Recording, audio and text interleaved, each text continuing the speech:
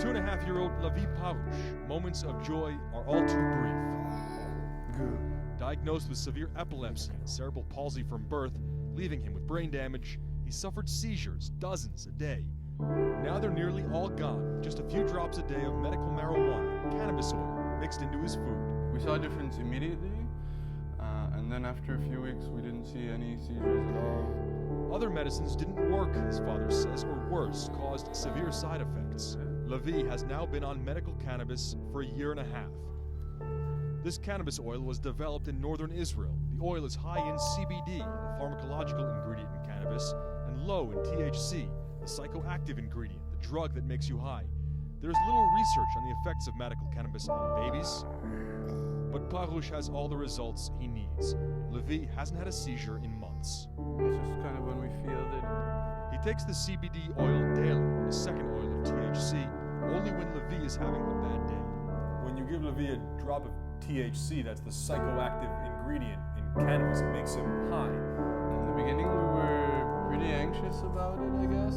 But then we thought, well, what are we seeing? You know what I mean? We're seeing this kid that was before he was in distress, and now he isn't. At home, Parouche and his wife play with Levi and his little sister Geffen.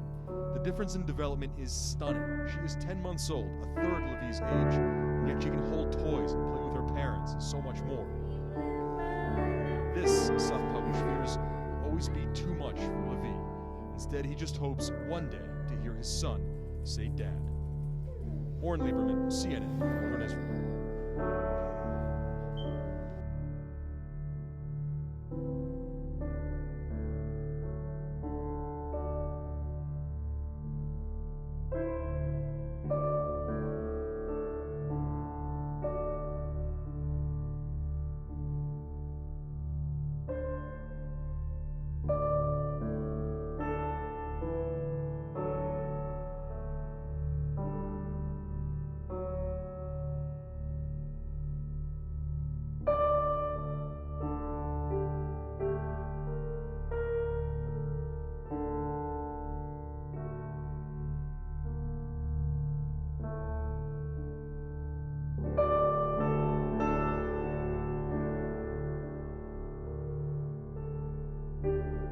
In fact, if you look at the straight deaths from substances, a different type of picture starts to appear. The #1 killer in the country? It beat out AIDS, heroin, crack, cocaine, alcohol, car accidents, fire, and murder combined. Tobacco. That's a nasty, dirty thing to say, son. A lovely, pure white cigarette causing cancer. It gets me right here. With an average of 430,000 deaths per year, considering it's a #1 killer, it's interesting to know that tobacco receives government subsidies and is grown with radioactive fertilizer.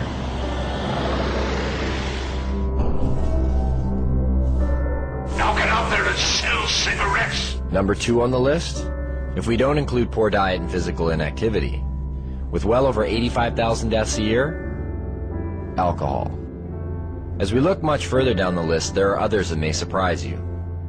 Caffeine comes in with 1 to 10,000 deaths a year.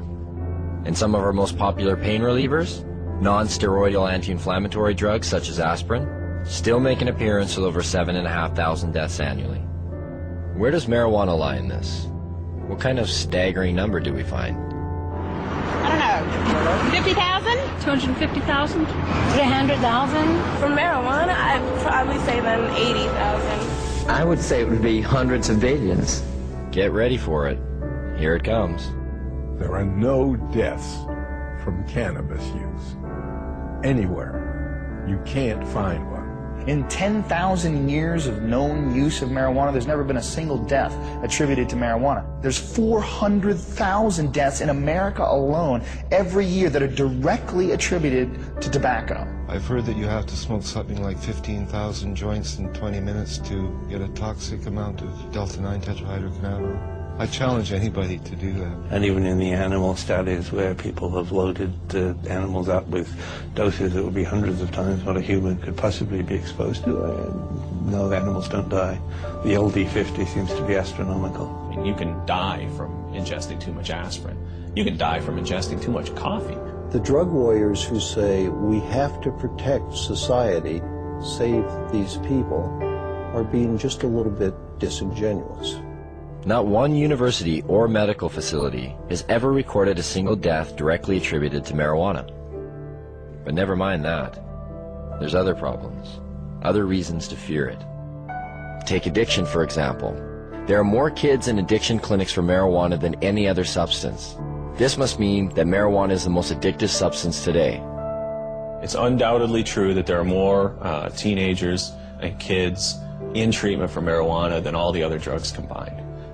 What the DEA never tells you is why that's true. A kid is caught possessing or smoking marijuana. He's taken to court. He's given a choice. Either you some horrible penalty, or you go to a treatment center. Obviously chooses to go to treatment, and goes to treatment there, he's considered an addict. But then the DEA gets to point to that stat and say, look at all these kids in treatment for marijuana. God, it must be because today's marijuana is not the marijuana that your parents were smoking.